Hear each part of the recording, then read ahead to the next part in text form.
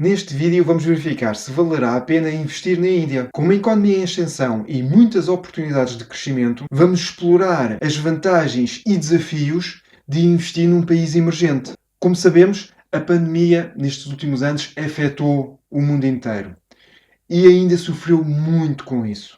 No entanto, isso já faz parte do passado. E o FMI aponta que no ano de 2022 a Índia teve um crescimento de 6,8%. Em 2023 aponta para um crescimento também, embora mais baixo, de 6,1%. E em 2024 está a apontar novamente para um crescimento de 6,8%. Ora, tendo em consideração que a economia a nível global em 2022 cresceu 3,4%, 2023 está a apontar para 2,9% e em 2024 está a apontar para 3,1%, nós já aqui podemos perceber o crescimento económico e a potencialidade de que é investir aqui na economia indiana, que muito basicamente é o dobro do crescimento a nível global. Para além disso, tanto os Estados Unidos como a Europa estão a enfrentar aqui um grande desafio. Qual é esse desafio? Bom, é a inflação. Tanto os Estados Unidos como a Europa estão a aumentar as taxas de juro para poder baixar a taxa de inflação, que ainda está muito alta, superior a 8%, apesar de já termos passado aquilo que se chama o pico. Na economia da Índia, a inflação está a 5,72%, com tendência para baixar. Ou seja, aquilo que é o desafio na economia desenvolvida e aquilo que é o desafio económico a nível da economia da Índia não tem nada a ver um com o outro. Portanto, estão em posições completamente diferentes. O que aqui acaba por ser mais uma vantagem. Depois, também temos aqui a questão da população da Índia. Ora, a população da Índia é uma população jovem, uma média de idades de 28 anos. E a taxa de crescimento desta mesma população é enorme. Espera-se mesmo que no futuro a Índia venha a ser um dos países mais populosos do mundo. Ora, se nós temos uma população jovem e uma população em crescendo, isto aqui só é bom para a economia.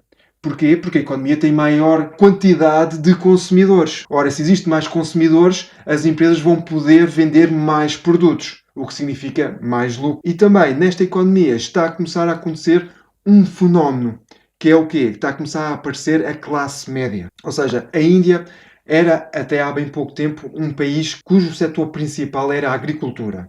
E, no entanto, tem vindo a desenvolver-se através das suas reformas políticas e económicas e, neste momento, a agricultura já não é o principal setor de atividade, passando mesmo a ser o de serviços. E entra aqui uma outra vantagem da economia da Índia, é que a segunda língua do país é o inglês, devido ao facto da Índia ter sido no passado uma colónia inglesa.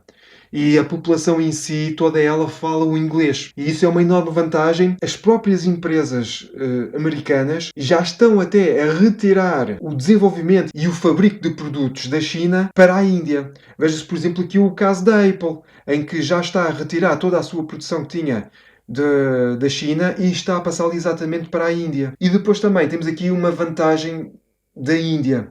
É que a Índia é um país pró-ocidental. Portanto, não tem um regime ditatorial, tem a sua religião, diferente daquilo que é o Ocidente, mas, no entanto, é um país aberto e em que aceita muito facilmente outras culturas. Ao contrário, por exemplo, da China, que é um país muito mais fechado. Aqui, o grande desafio da Índia será mesmo criar as reformas necessárias para com que este crescimento que ela está a ter seja sustentável. E isso também, diga-se de passagem, que é um dos problemas das economias emergentes. É que têm grandes crescimentos, mas depois não conseguem sustentar isso ao longo do tempo. E esse é o grande desafio aqui da Índia. Agora, investir na Índia. Como é que nós podemos fazer isso? Ora, nós podemos mesmo comprar ações individualmente, mas qualquer um de nós que queira investir na Índia não acredito que seja o melhor caminho. É preferível muito mais investir no mercado a nível global do que estar a investir individualmente em cada uma das ações. Isto porquê? Porque, para já, não percebemos a cultura da Índia.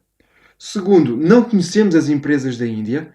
Podemos perfeitamente perceber qual é o negócio de cada uma das empresas e investir individualmente em cada um desses negócios, mas também vamos perder muito tempo. E eu acho que é preferível investirmos no mercado e deixarmos o mercado crescer por si. Porque se a economia cresce, as empresas também vão acompanhar esse mesmo crescimento. E para isso, nada melhor do que investir num ETF. Eu trago aqui então um ETF que até é gratuito na DGIRO. Se vocês fizerem uma pesquisa nos ETFs por Índia e selecionarem aqui que a comissão seja gratuita, vocês vão ter dois ETFs. Portanto, vão ter este da iShares e vão ter este da Lixor. No entanto, há aqui grandes diferenças e a minha preferência vou já dizer que vai para o da iShares.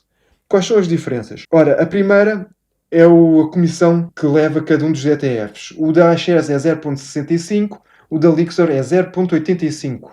Portanto, há aqui uma boa diferença.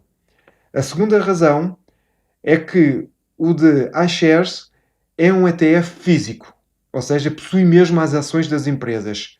O da Lixor não. O da Lixor é à base de swaps, que também tem as suas vantagens, mas eu acredito que seja preferível ter as ações fisicamente. E depois também, como terceira vantagem para o da iShares, é o volume. Vocês reparem bem aqui no volume que está no da iShares, mais de 470 mil ações transacionadas para 40 mil. O que é que eu quero dizer com isto do volume ser alto? É que se eu quiser vender ou comprar, é muito mais fácil eu despachar as ações e comprar também as ações. Porquê? Porque existe um maior volume de transação. Quanto menor é, pior. Vamos conhecê-lo um bocadinho melhor. Portanto, o preço atualmente está em 6,34. Portanto, aqui podem ver que a estratégia de investimento é no índice da Índia. Portanto, as comissões, já eu tinha falado que era 0,65%, mas geralmente, quando nós falamos aqui em setores específicos ou áreas geográficas, a comissão acaba sempre por ser um bocadinho maior. Depois, temos então aqui que a replicação é física e depois que a política de distribuição não há dividendos. É mesmo de acumulação, ou seja, sempre que for recebido dividendos das empresas, são automaticamente reinvestidos, o que para nós investidores é excelente. Podemos perceber que a volatilidade é grande e valerá a pena investir neste ETF se for para o longo prazo. Até porque esta economia espera-se que venha-se a tornar a terceira economia em 2030. E se calhar até poderá mesmo ultrapassar no futuro ainda na segunda maior economia. Isto porque a sua população vai crescer muito. Ou pelo menos espera-se que venha a crescer muito. Daí o risco também ele ser um pouco mais elevado, mas também há aqui o fator risco-recompensa. Né? E nós também temos que perceber quais são os nossos objetivos de estar a investir na Índia. Eu posso dizer, por exemplo, qual seria um dos meus objetivos. O primeiro seria aproveitar este crescimento económico. E o segundo também, diversificar a minha carteira a nível da área geográfica. Uma vez que nos próximos tempos vamos ter uma economia desenvolvida, nomeadamente os Estados Unidos e a Europa, com problemas com a inflação, e vamos ter, por outro lado, uma economia da Índia a crescer. Portanto, ter um pouco diversificação aqui poderá sair em nosso favor. Ora bem, aqui a nível de crescimento, podemos ver que no último ano para cá teve um crescimento negativo de 8,12%. Eu não quero aqui comparar isto com o SP500, não faz sentido. Ok? No entanto, também é preciso referir que o SP500 caiu muito mais do que isto. Portanto, no year to date temos exatamente o oposto. Ou seja, no year to date a Índia está negativo, no entanto o SP500 cresceu e cresceu bem. Depois, temos aqui em termos de exposição, podemos perceber que o fundo tem 115 empresas e 10 delas correspondem a quase metade do fundo. E podemos ver que as empresas destas aqui, eu sou sincero, só conheço uma, que é esta, a Tata.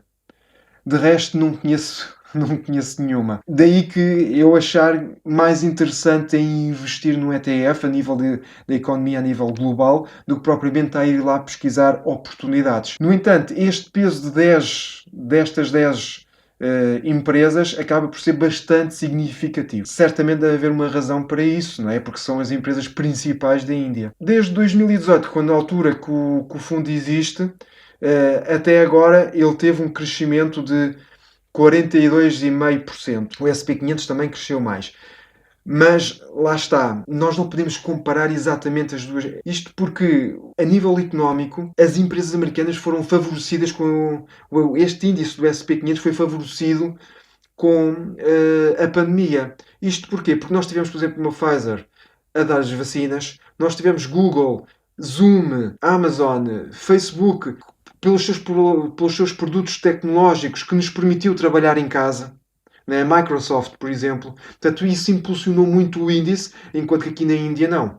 Portanto, estamos a falar de economias diferentes. Uma que já é madura, estável, mas que já não vai crescer tanto, e outra que está a emergir. Portanto, eu espero que tenhas gostado aqui do vídeo. Espero que tenha trazido valor. Se te trouxe, dá aquele gosto. Se não és inscrito, inscreve-te. E eu despeço-me então com um forte abraço e bons investimentos.